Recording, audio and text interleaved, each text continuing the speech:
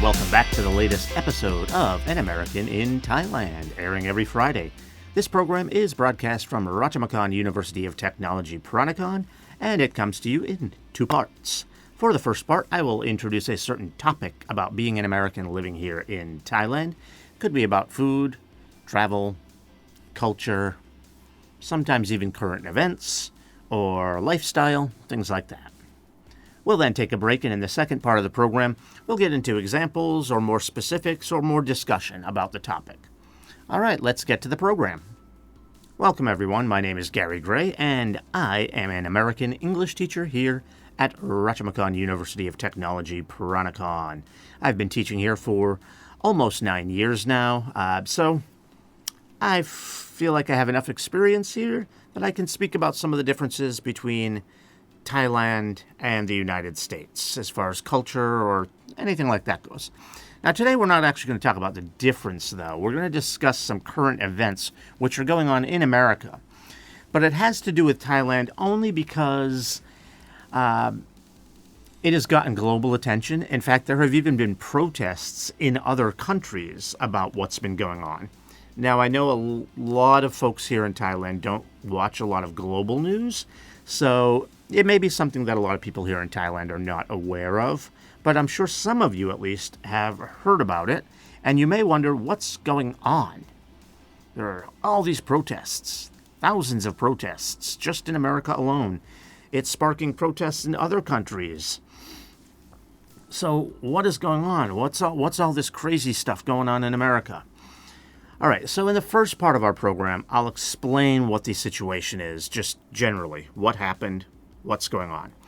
And in the second part, I'll try to explain which side is right and which side is wrong. Of course, in every situation where there's a conflict, each side is going to have a way to explain why they are right and why the other side is wrong. So there's going to be some gray area there. There always is going to be some gray area.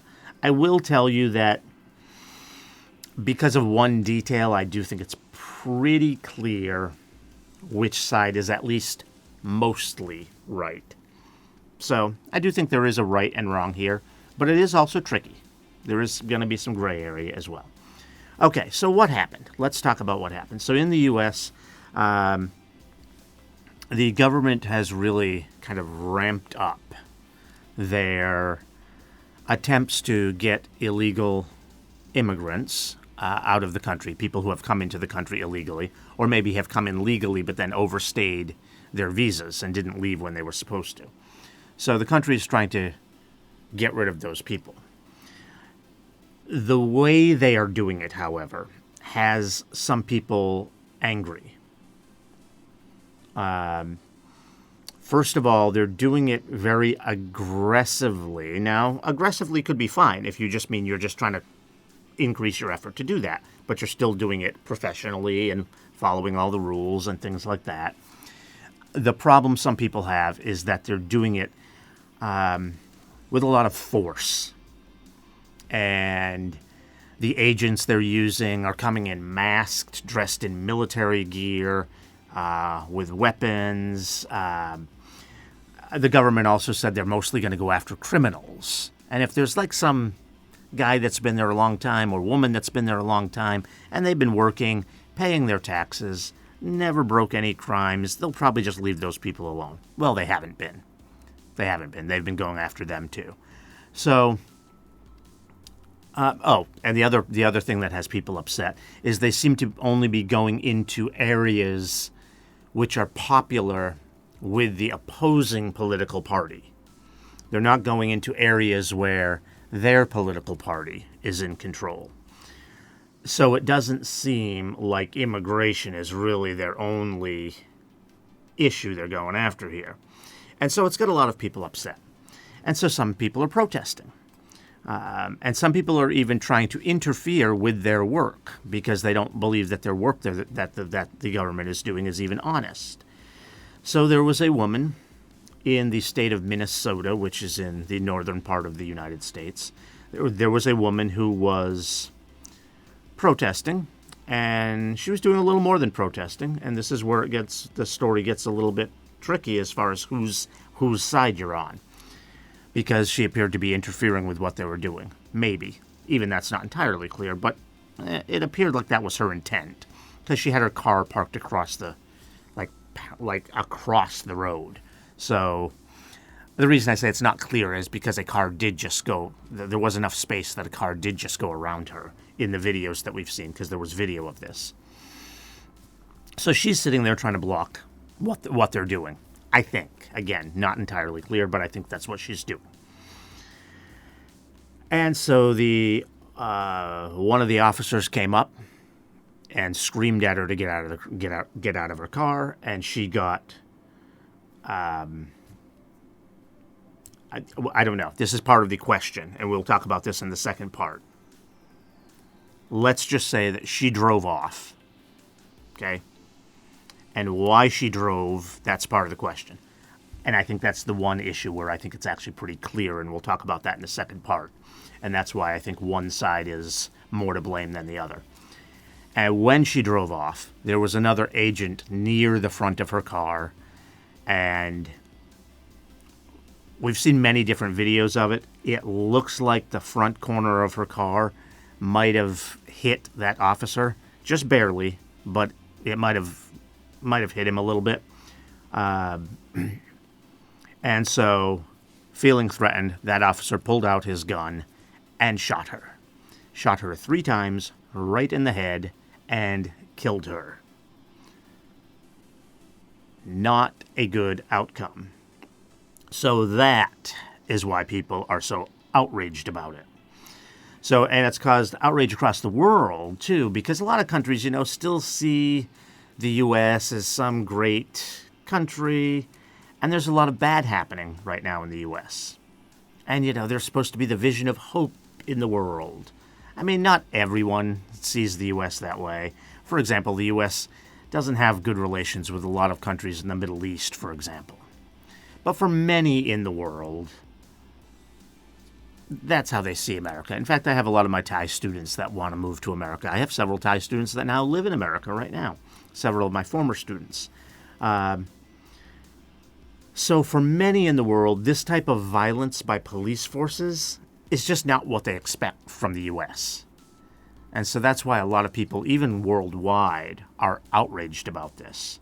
This seems like something that you'd see like in third world countries, where they just pull out their gun and shoot people for minor things. Okay?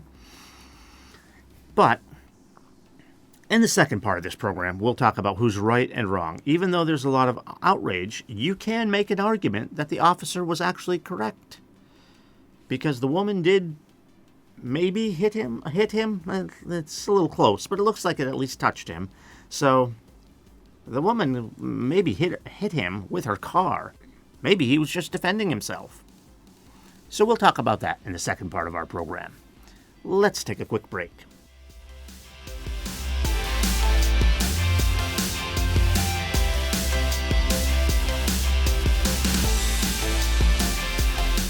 Welcome back, everyone. All right, so we're talking about the current debate over the police use of force in an incident that occurred in America. And if you're not aware of the incident, go ahead and look it up online on YouTube. You can find plenty of videos of it. So the question I want to talk about here in the second half is who's wrong? Was the woman wrong? Was the officer wrong? Or was it neither or both, and it was just a really tragic misunderstanding? All right, so if you want to argue that the woman was wrong, first of all, she broke the law by impeding their work. You're not allowed to do that under American law. You are allowed to protest peacefully. Sometimes they can restrict where you protest, things like that, but you are allowed to protest peacefully. And so some people who are on the side that's against the government, who don't like Donald Trump, for example, are saying that she was being peaceful because she was just sitting in her car, which she was, but that's not just a protest. She's blocking their work. That's impeding them. That is against the law. So she broke the law doing that. She also broke the law by not following the officer's commands, which you are required to do. Now, there is some confusion about that. These are immigration police, not regular police. Do they have the authority to tell her to get out of the car? Because they're doing immigration enforcement. She was not an immigrant. Can they even do that? I'm not a legal expert. I don't know. Most legal experts that I've heard talk about this, though, have said yes, she is still required to. They still are a law enforcement officer. She's required to get out of the car.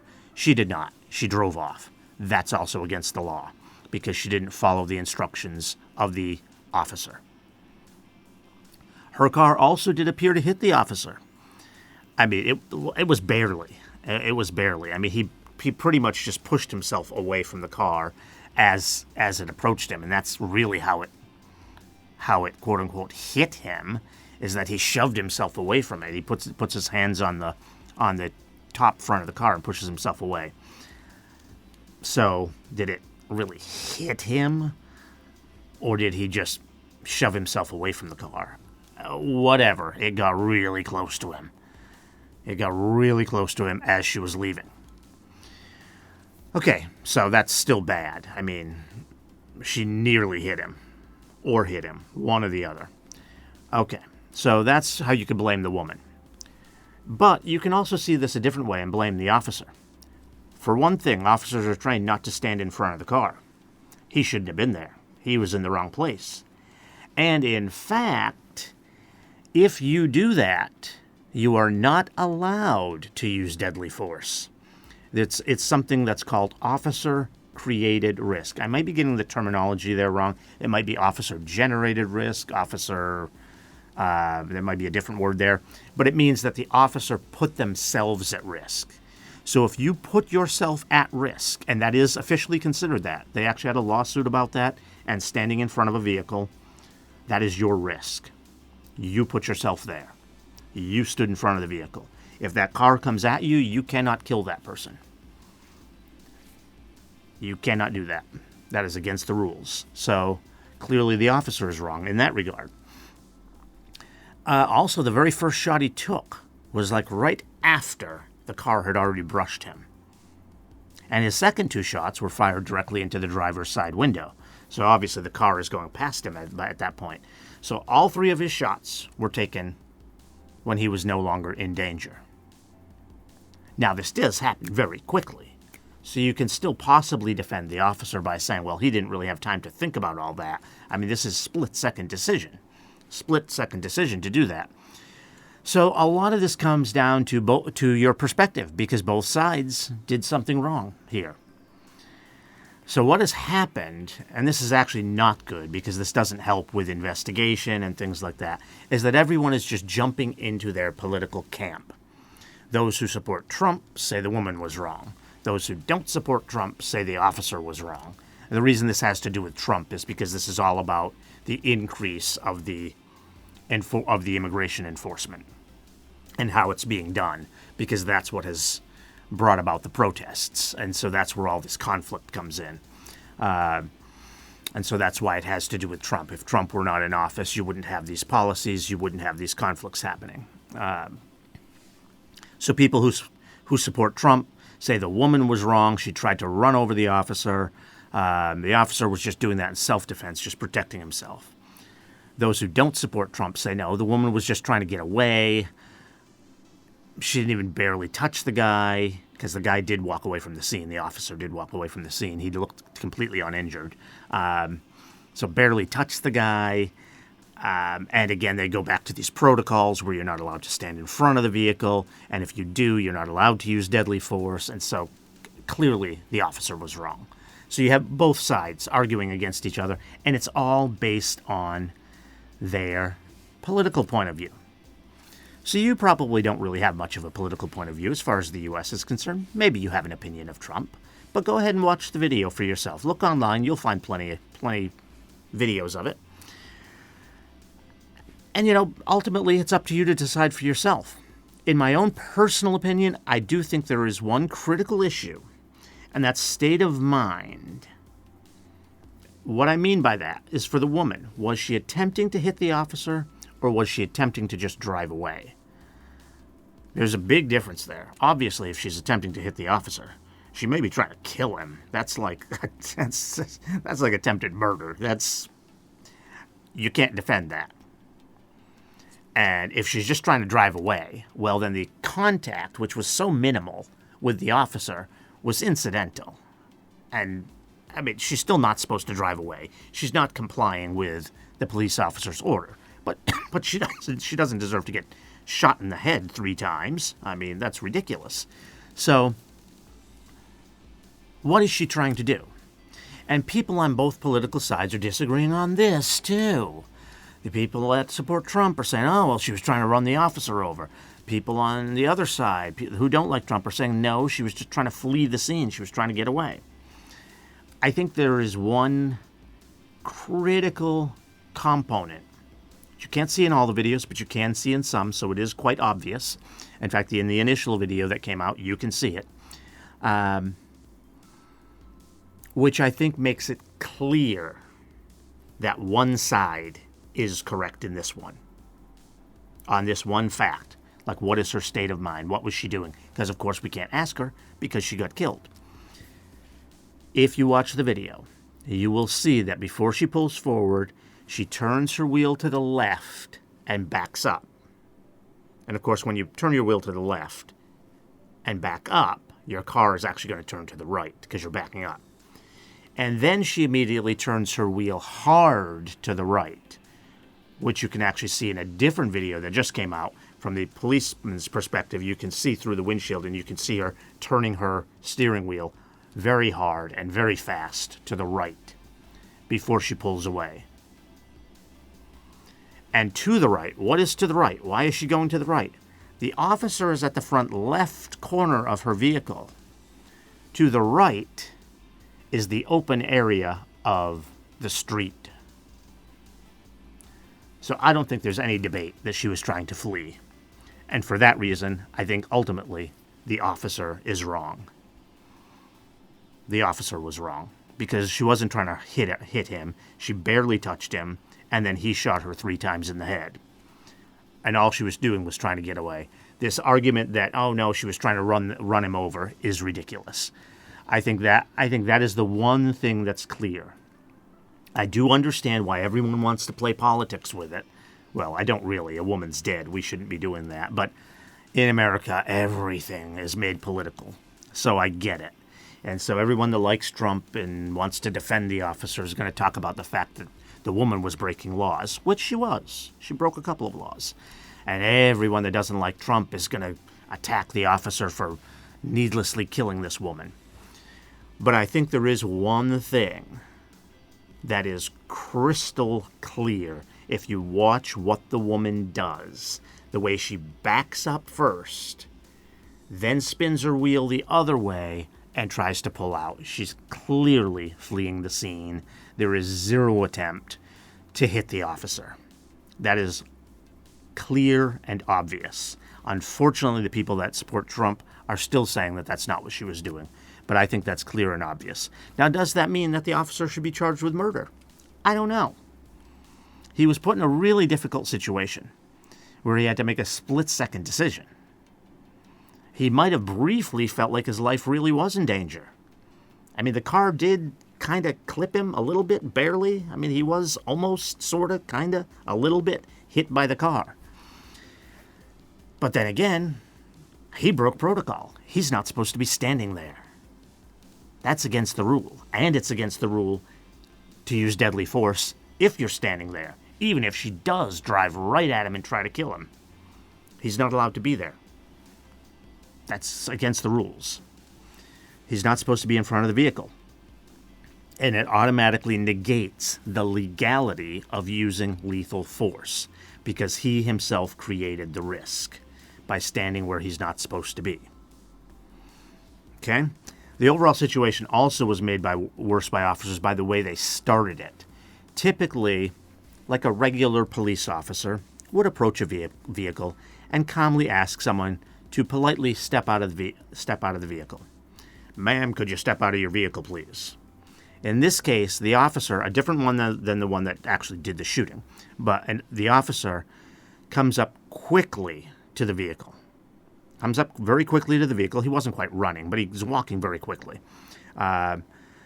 He's masked, armed, dressed in military gear, screamed at her to get the F word, get the F out of the car, and automatically attempted to open the door himself without giving her any opportunity to get out on her own. Even though he's telling her to get out of the car, he's yanking on the door right away. Right away. As soon as he walks up to the car, he grabs the door handle and tries to open it, and he's yelling at her.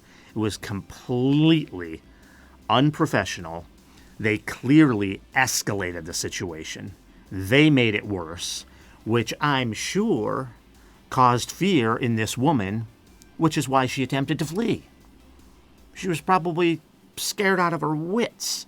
You get this masked, armed guy coming up to you, screaming at you, trying to get in your vehicle, opening your door. Of course she's scared. So she drove off. And then the other officer shot her. I mean, the officers did a lot wrong there. So ultimately, I think it's pretty clear that this is the officer's fault. The officers escalated it. They broke protocol. The actual shooting itself broke protocol because you can't open fire on someone when you created the risk by standing in front of the vehicle. Okay, but people who like Trump are still trying to defend the officer. But most people out there, I think, do understand this situation as I described it, and they do understand the rules and the protocols, so they understand what the officers did wrong. And so they do, and they also do realize, I think, that the woman was fleeing, not targeting the officer. I think most people do understand that. And that is why there's so much outrage and protest over this event. You even see it, like I said, even globally, there have been some protests around the world over this. And look, I am not trying to take political sides here because, again, it seems like everyone's coming down on political sides. So when I say the officer is to blame, I'm not trying to be political. We've done several episodes of this program where we talk about politics, and every time we do, I try not to give a political opinion. I try to just talk about the situation. I don't like talking about politics on this program, even though we've done it several times, because I'm not Thai, so if I'm talking about Thai politics, what does my opinion even matter? So when I say I believe the officer is to blame, I will be honest with you, I am not a big fan of Donald Trump. So you might think that my opinion is based on my political position. But let me be clear again about the whole issue with the woman backing her car up first, spinning the wheel the opposite way, and pulling out. The backing up of the vehicle, that is a huge deal because she has her wheel turned to the left, which is going to turn your car right when you're backing up. So she is going through the motion that you would normally do to pull out of maybe a parking spot or something like that. She is clearly trying to get her car pointed down the street. And that was the open end of the street where it was passable because one of the other law enforcement vehicles pulled up to her from the left and was kind of blocking the street in that direction because their vehicle was there now. So so it's beyond clear that all she's trying to do is leave the scene. She's not aiming her car at the officer. She's trying to leave. That is, I don't think anyone can even debate that. Oh, people that are defending the police officer, they are trying to argue that that's not the case, but I don't think you can legitimately argue that. So I am not trying to take a political side here. I'm back in the U.S., I was actually a scientist, so I'm trained in science. I'm just trying to look at the evidence. I mean, I'm not a forensic scientist like this, but I'm able to understand evidence and logic and that sort of thing, and that's all I'm trying to do here. I'm not trying to pick political sides. I'm looking at the evidence. I'm looking at the facts. This woman that was killed absolutely was not trying to injure the officer. Now, maybe the officer doesn't know that. He can't read her mind. So, like I said, as far as whether or not he should be charged with anything, I don't know. I'm not even going to speak on that. I'm not even going to speak on whether or not he should be charged with anything, because if he thought his life was in danger, because he doesn't know that that's what she's doing, is he allowed to do that? Well, according to the protocols I told you, no, he's not. But, I mean, it's also a split-second decision. Are you not going to do anything to try to protect and save your own life if you think your life's in danger? Oh, because the protocol says you can't do that, you're not going to do it? I mean, I don't know. I mean, but then you could also argue, well, yeah, but he should be able to think quick like that. He's trained. He's an officer of the law. He's trained in this. He's supposed to know what to do. It's his responsibility. It's his responsibility to know that he can't do that. I don't know. So I'm not going to tell you whether or not he should be charged with anything.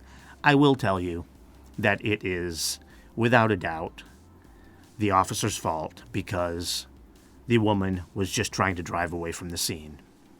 And that I do think is clear, and that is supported by the evidence, and that is something that people who are defending the officer are saying is not supported by the evidence. And I think it clearly is when you watch what the woman is doing with her vehicle. She is clearly trying to pull away from the scene. She's clearly trying to flee. And so that's why there's so much outrage over this incident. Because this woman, I can't say she did nothing wrong. She's not supposed to be impeding their whatever they're doing, their mission. She's not supposed to be blocking the street there. She didn't follow their orders like they told her to get out of the car. So she didn't act perfectly. No. But she didn't do anything severe, anything major, anything significant. Not in a legal sense, since she wasn't trying to hit the guy. I mean, you could say, well, she still hit the officer. Well, yeah, but that wasn't intended. And as I said, she barely hit him. She basically brushed him. So that's the story. And that's why so many people are upset by it. Because it seems like an unjustified killing. I think people would... I mean, if a police officer is in a situation where someone else has a gun aimed at them, I don't think anyone would debate whether or not that officer has the right to then shoot that person. Because their life is clearly in jeopardy. You clearly have a right to defend yourself if you're a police officer in a situation like that. A situation like this, number one, the officer created the risk. Number two, the risk was very low. Number three, he shot his gun after the risk was over. And number four, any risk that was there was completely unintentional because she wasn't trying to hit him. She was trying to get away. So, yes, it's the officer's fault. It just is. I mean, that's just what the evidence is. All right, so it's a sad situation because a woman died, and I don't think I ever mentioned her name. We should mention her name. Her name is Renee Nicole Good. And this happened in Minnesota. And I encourage you to go watch the video for yourself. Go watch it. See if I'm lying about it. Go watch the video. See if she doesn't back up a little bit first with her wheel turned to the left. Then she spins her wheel to the right and pulls out. See if that's not true. And you may need to watch a couple different angles. For example, the angle where you see her actually back up. She doesn't back up that much. But the angle where you see her back up with her wheels turned to the left is in one video. And then there's the officer's angle where you can see inside the windshield and you can see her really steering her steering wheel hard to the right. So you may need to watch a couple angles, but go ahead. Watch them. You will see that your host is not lying to you. That is what happened. All right, so that's what has everyone upset in the U.S. right now. All right, so that is my take on current events. And by the way, I'm going to mention this just to close out the program. I should have mentioned this at the beginning because some people might be watching this a week, a month, a year from now. Who knows? This is being recorded in January of 2026, so that's when this occurred. This event occurred on January 7th, I believe it was, of 2026. Okay, so thank you for joining us for today's program of An American in Thailand. Let me reach out to any young people out there who may be listening and ask them to consider our wonderful university here, Ratchamakan University of Technology, Peranakan. Okay, please stay with us and tune back in next week for another interesting episode. Also, please don't forget to subscribe to our channel. Thank you.